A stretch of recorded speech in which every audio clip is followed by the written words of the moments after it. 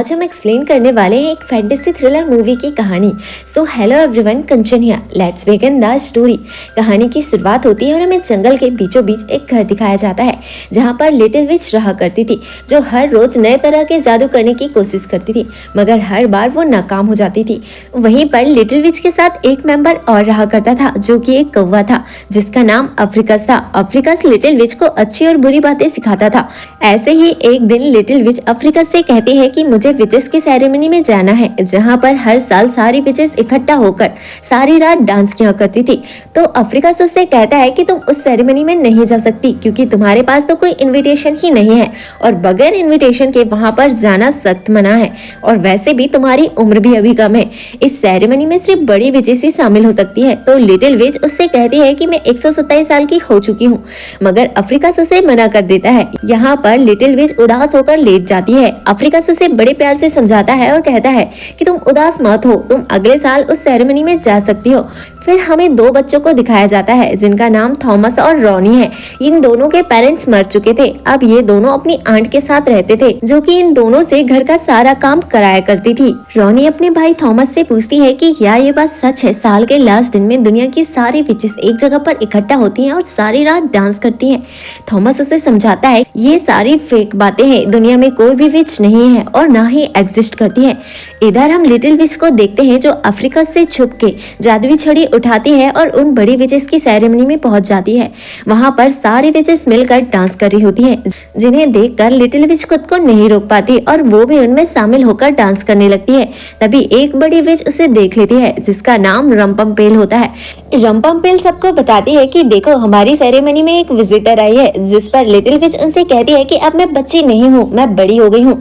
तो रंपमपेल उसकी एज पूछती है तो वो उसे अपने उम्र 127 साल बताती है। तो सभी विचेस उससे कहते हैं कि अभी तुम बहुत छोटी हो और तुमसे तो इंसानों की खुशबू भी आती है, तुम्हारा चेहरा बिल्कुल क्लियर है, और क्या तुम ये नहीं जानती कि बिना इनविटेशन के आना मना होता है। लिटिल विच उनसे कहती है कि मैं आप जैसा बनना चाहती हूँ, आप जैसा कहोगे मैं वैसा ही करूंगी। वहाँ पर उन सब विचेस की हेड आ जाती है जो लिटिल विच को एक बहुत बड़ी जादुई किताब देती है और उससे कहती है कि तुम्हें 1 साल के अंदर पूरी किताब को लर्न यानी कि याद करना होगा। अगले साल इसी दिन तुम्हारा टेस्ट होगा और अगर तुम इस इम्तिहान में फेल हो गई तो तुम्हें कोई भी इनविटेशन नहीं भेजा जाएगा, पर याद रहे कि तुम्हें इस किताब के सारे मंत्रों को याद करना है। फिर तुम्हें इनविटेशन भी भेजा जाएगा और तुम्हें हमारी विचेस के ग्रुप में भी शामिल कर लिया जाएगा। यहाँ पर लिटिल विच खुशी खुशी इस टास्क को एक्सेप्ट कर लेती है और हम देखते हैं कि वो वहाँ से जाने लगते हैं। तभी सारी विचेस कहती है कि हम इसे ऐसे ही यहाँ से नहीं जाने दे सकते क्योंकि इसने यहाँ पर बिना इन्विटेशन आने की जरूरत की है, इसे सजा तो मिलनी ही चाहिए। सबसे बड़ी विच लिटिल विच की जादुई छड़ी को जला देती है। इसके बाद लिटिल विच को भारी भरकम किताब को अपनी पीठ में लाद कर ले जाना पड़ता है। यहीं से सीन चेंज होता है, हम अफ्रीकस को देखते हैं जहां पर लिटिल विच उसे सारी बातें बताने लगती है, लेकिन अफ्रीकस उससे कहता है कि उन्होंने तुम्हें जिंदा कैसे छोड़ दिया, जिस पर लिटिल विच उसे बताती है कि उन्होंने मुझे पनिशमेंट के तौर पर एक जादुई किताब दी है जो मुझे 1 साल में पूरी तरह से याद करनी है। इस पर अफ्रीकस उससे कहता है कि ये तुम्हारे लिए पनिशमेंट नहीं बल्कि तुम्हारे लिए एक बहुत बड़ा मौका है। अगर तुमने इस किताब को पूरी तरह से याद कर लिया तो तुम इस दुनिया की सबसे पावरफुल विच बन जाओगी, जिसके बाद तुम्हें रोकने टोकने वाला भी कोई नहीं होगा, मगर इसके लिए तुम्हें बहुत ज्यादा मेहनत करनी होगी। यहाँ पर लिटिल विच कहती है कि मैं ऐसा जरूर करूंगी क्योंकि मैं कर सकती हूँ, क्योंकि मुझे रंपमपेल से अपना बदला भी लेना है। आगे लिटिल विच एक ड्राइंग बनाती है और अफ्रीका से कहती है कि एक दिन मैं अपने जादू से उसे ऐसा ही बना दूंगी। फिर लिटिल विच उस जादुई किताब को खोलती है जिसके अंदर वो सारे मंत्र लिखे होते हैं और लिटिल विच उस किताब के 2 मंत्रों को याद कर लेती है। पहला मंत्र जो तेज हवा चला सकता था, वहीं पर दूसरा मंत्र जो इंसानों को हिप्नोटाइज कर सकता था। यहीं से सीन कट होता है और हम लिटिल विच को देखते हैं जो चलते चलते जंगल में पहुंच जाती है जहाँ पर कुछ औरतें सूखी लकड़ियों को ढूंढ रही थी, मगर आज उन्हें कोई भी लकड़ी नहीं मिलती। इसी वजह से वो काफी उदास रहती है। तभी लिटिल विच उनसे पूछती है कि आखिर आप लोग यहाँ पर क्या कर रहे हो। वो औरतें उसे बड़े ही दुखी मन से जवाब देती हैं कि हम यहाँ पर सूखी लकड़ियों की तलाश कर रहे हैं। उन्हें दुखी देखकर लिटिल विच अपने पहले मंत्र का इस्तेमाल करती है और तेज हवा चला देती है, जिसकी वजह से पेड़ों की सारी सूखी लकड़ियां नीचे गिर जाती हैं और वो औरतें बहुत ज्यादा खुश होकर सारी लकड़ियां बीन लेती है। तभी वहाँ पर जनरल आ जाता है और उन महिलाओं से कहता है कि तुम इन लकड़ियों को यहाँ से नहीं ले जा सकते। तभी लिटिल विच उस जनरल पर दूसरे मंत्र का इस्तेमाल करती है और उसे हिप्नोटाइज कर देती है, जिसके बाद जनरल वही करता है जो लिटिल विच उससे करने के लिए कहती है। और हम देखते हैं कि जनरल उन औरतों को लकड़ी ले जाने के लिए कहता है और लिटिल विच की सारी लकड़ियां उठाकर घर छोड़ देता है।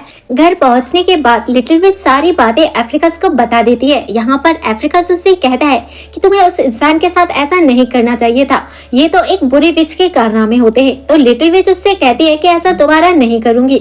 अगले दिन हम लिटिल विच को एक मार्केट में देखते हैं, जहाँ पर उसने अपने लिए एक नई झाड़ू खरीदनी होती है। यहाँ पर एक शॉप पर वो आती है जहाँ पर थॉमस और उसकी छोटी बहन रोनी भी मौजूद होती है। रोनी अपनी आंटी से कैंडी खरीदने को कहती है, मगर वो उसे मना कर देती है। तो रोनी उदास हो जाती है। लिटिल विच ये सब देख रही होती है, जिसके बाद वो अपने लिए एक नई झाड़ू खरीद लेती है और साथ ही कुछ कैंडी भी ले लेती है, जिसे वो रोनी के पॉकेट में डाल देती है। जिसके बाद जब रोनी उस पॉकेट को चेक करती है तो उसे कैंडी मिलती है। उसे कुछ भी समझ नहीं आ रहा था कि उसके पास ये कैंडी कहाँ से आई। इधर हम लिटिल विच को देखते हैं जो एक लड़की को देख रही होती है जो कागज के फूल बेच रही होती है, मगर उससे कोई भी फूल नहीं खरीद रहा था। इसलिए लिटिल विच उसके सारे फूल अपने जादू से इतने सुगंधित बना देती है कि कुछ ही देर में उसके सारे फूल बिक जाते हैं। फिर लिटिल विच अपनी नई झाड़ू पर सवार होकर अपने घर पर आ जाती है। अब हमें अगले दिन का सीन दिखाया जाता है, जहां हम रोनी और थॉमस को देखते हैं जो जंगल में कहीं भटक जाते हैं और चलते चलते वो दोनों लिटिल विच के घर पर पहुंच जाते हैं, जहां पर लिटिल विच उन्हें अच्छा अच्छा खाने के लिए देती है जो उन्होंने आज तक नहीं खाई थी। यहाँ पर रोनी उससे पूछती है कि क्या आप एक विच हो, तो थॉमस अपनी बहन से कहता है कि तुम्हें ऐसा नहीं पूछना चाहिए था, जिस पर लिटिल विच उनसे कहती है कि हाँ मैं एक विच हूँ, मगर थॉमस को उसकी बातों पर बिल्कुल भरोसा नहीं होता है।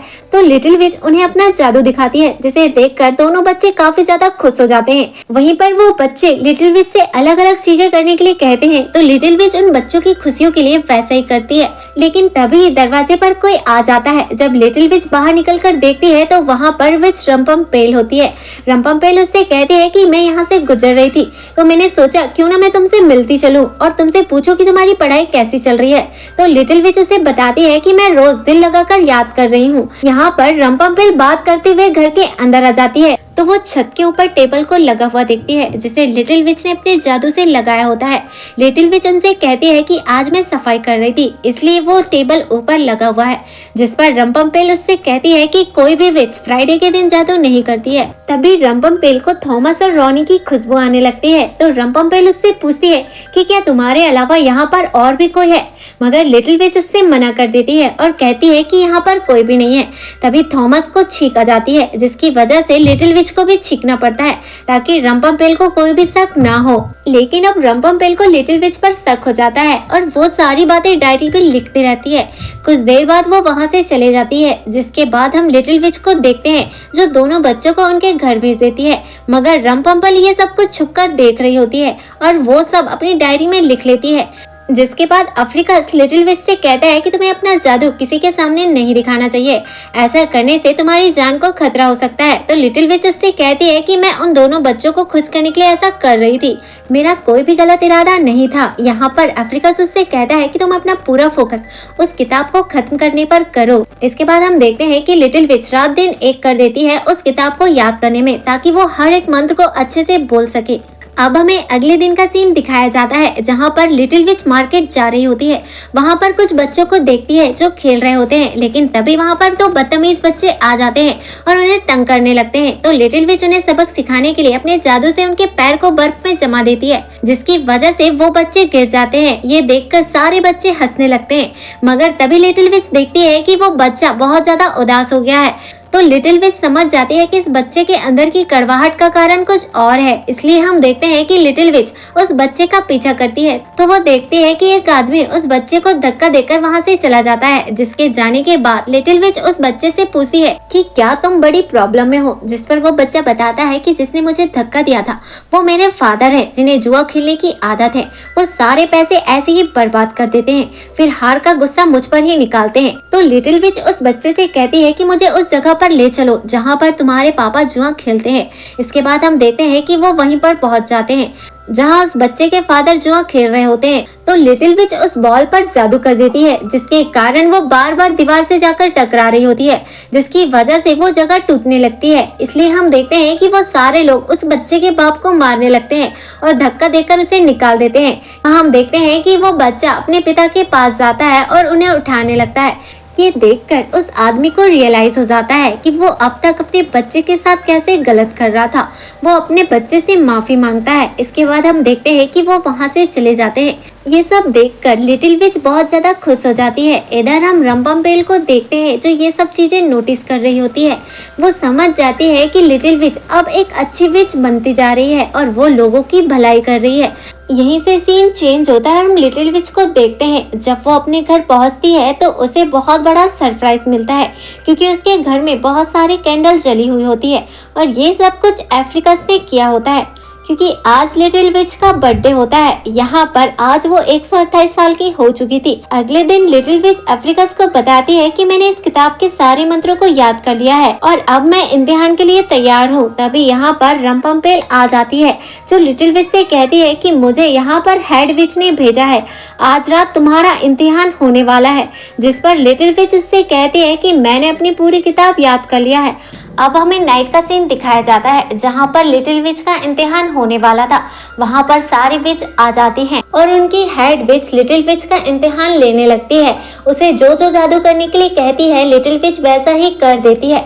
यहाँ हम देखते हैं कि सारी विच लिटिल विच से खुश हो जाती हैं और उसे कहती है कि अब से तुम भी उस पार्टी में आ सकती हो। यहाँ हम देखते हैं कि रंपम्पेल उन्हें बता देती है कि लिटिल विच एक अच्छी विच है और ये इंसानों की भलाई करती है। इससे सारी विच उससे गुस्सा होती है और कहती है कि तुम्हें बच्चों की खासकर भलाई नहीं करनी चाहिए, क्योंकि उनसे ही तो हमें पावर्स मिलती हैं।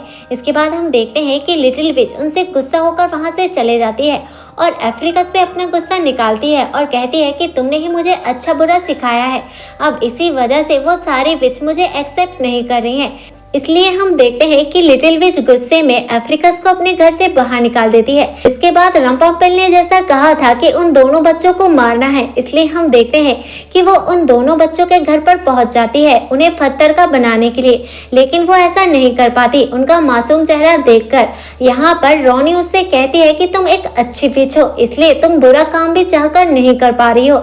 इसलिए हम देखते हैं लिटिल विच अपना मन बदल लेती है और उन बच्चों के चारों ओर घेरा बना देती है ताकि रंपम्पेल उनका कोई भी नुकसान ना पहुंचा पाए। जिसके बाद वो अपने घर पहुंच जाती है। वहां से माचिस बॉक्स उठाकर अपने पॉकेट में डालती है, लेकिन वो माचिस नीचे गिर जाती है। जिसके बाद लिटिल विच उसी पार्टी पे पहुंच जाती है जहां पर सारी विच डांस कर रही होती है और यहाँ पर लिटिल विच अपने जादू से सारी विच के झाड़ू को जला देती है।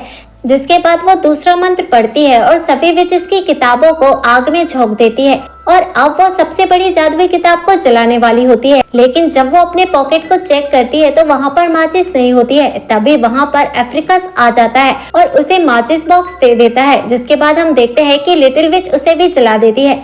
इसके बाद सारी विचेस को मेढक बना देती है, पर रंपम्पेल छिप जाती है। यहाँ हम देखते हैं कि लिटिल विच और अफ्रीकस आपस में अपनी जीत की खुशी मना रहे होते हैं। वहीं पर रंपम्पेल बाहर आती है और उसे अपनी चिकनी चुपड़ी बातों में फंसाने लगती है, लेकिन लिटिल विच समझ जाती है कि ये एक बुरी विच है और वो उसे बड़े ही बदसूरत जानवरों में बदल देती है। जिसके बाद वो वहां से चली जाती है और इसी के साथ ये मूवी यहीं पर एंड हो जाती है। अगर आपको ये एक्सप्लेनेशन पसंद आया तो वीडियो को लाइक और चैनल को सब्सक्राइब जरूर कीजिएगा, क्योंकि एक वीडियो को बनाने में बहुत ज्यादा मेहनत करनी पड़ती है। आपका एक सब्सक्राइब हमारी इंस्पिरेशन का कारण बनता है।